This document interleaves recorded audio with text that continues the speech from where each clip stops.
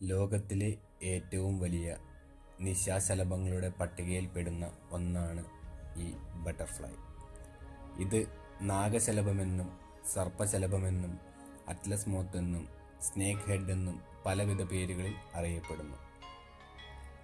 ഈർപ്പം നിറഞ്ഞ നിത്യഹരിത വനങ്ങളിലെ വൃക്ഷലതാദികളുടെ ഇലകളിലാണ് ഇവ മുട്ടയിട്ട് വളരുന്നത്.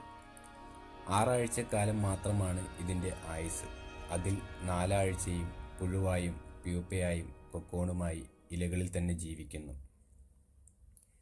പുഴുവായിരിക്കെ മാത്രം ഇലകൾ ആഹാരമായി സ്വീകരിച്ചാണ് ഇവ ജീവിക്കുന്നത്.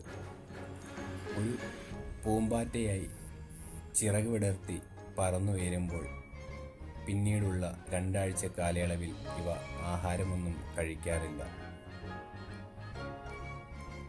2 ആഴ്ചക്കാലത്തോളം പറന്നു നടന്ന് ഇലകളിലോ മരങ്ങളിലോ പാറക്കെട്ടുകളിലോ ഇരുന്ന് ഇവ മരണമടയും. അതിരപ്പള്ളി വാഴച്ചാൽ ഫോറസ്റ്റിൽ ഒരു ട്രക്കിങ്ങിന് പോയപ്പോഴാണ് എനിക്കിതിനെ സ്പോട്ട് ചെയ്യാൻ പറ്റിയത്. സർപ്പശലഭം അഥവാ നാഗശലഭം.